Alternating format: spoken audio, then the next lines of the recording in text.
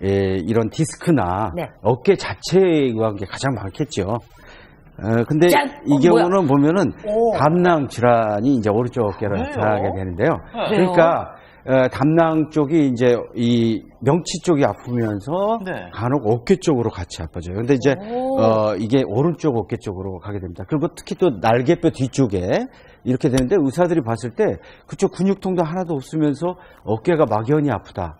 어깨가 상당히 복잡한 부분이거든요. 여러 개 겹쳐 있기 때문에 그래서 그런 경우는 이제 우리가 담낭 쪽에 문제가 있을 때 같이 아플 수가 있고, 근데 이제 이런 경우에 심하면은 이제 고열이 나고 황달이나 쇼크까지도 나타나는 경우가 있어요. 그래서 이런 경우는 응급으로 병원에 가셔야 됩니다.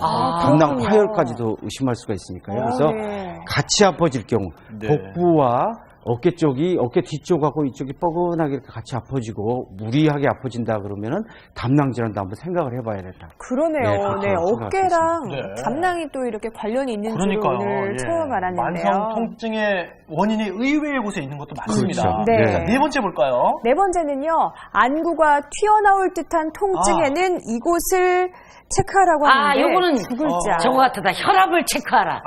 눈이 아프니까. 네. 아니, 딱 혈압이 올라가면 그렇죠. 그러잖아요. 네 번째 말에 정답이 한번 나올 것 같아요. 못 맞힐 것 같아요. 그러니까 안압이 올라갈 수도 있으니까요. 그럴 수도 있지만은 지금 답은요. 떼어보면은 목을 보셔야 될 것 같습니다. 목뼈요? 네. 아니 여기가 아픈데 눈이 튀어나올 것 같이 아파요? 그 신경이 서로 연결이 되어 있거든요. 특히 상부목, 목의 상부 쪽은 심줄, 근육, 신경, 인대, 디스크 자체에 문제가 생기면은 후두통 외에도 안구통이 생깁니다. 안과 가면 이상이 없다 그러죠. 치료해도 안 낫죠. 그러면 항상 목을 생각해서 실제 임상에서 목을 치료를 하면은 목의 신경을 치료한다든지 근육을 치료하고 나서 두통이 좋아집니다. 안구통이 좋아지고요. 그런 사례가 상당히 많습니다. 반드시 생각을 해봐야 됩니다. 그러면 우리가 그러잖아요. 혹시 뭐 이렇게 돌아가면서 우리 뭐 갑상선이 있다, 뭐가 있다 막 이렇게 얘기들 하거든요. 근데 그게 다 지금 구조가 먼 거 같으면서도 연관이 되고. 그렇죠. 근데 헷갈리네요, 오늘 정말. 그러네요. 그리고 이런 통증들을 무턱대고 참다가는 또 치매로까지 연결될 수도 있다. 이런 얘기를 들었어요.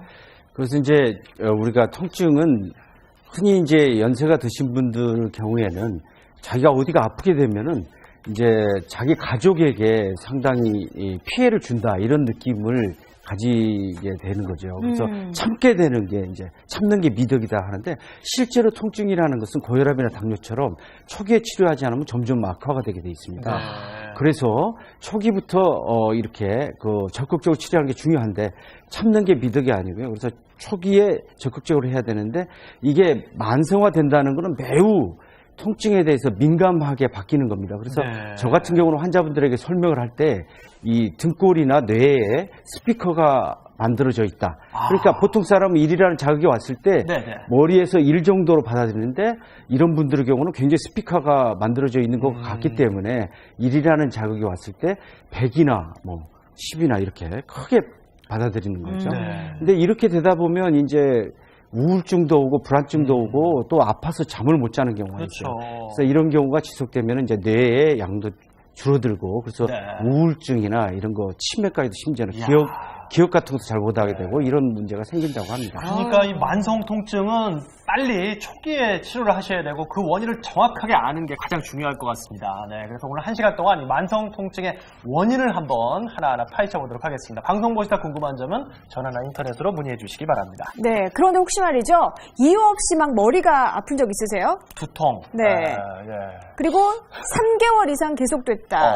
네, 이렇다면 만성 통증에 해당될 수 있겠는데요. 이런 경우에 두통약을 먹고 꾸준히 버티면 되지 않을까라고 생각하실 수 있는데 정말 위험한 생각이라고 합니다. 사례자부터 먼저 만나보겠습니다.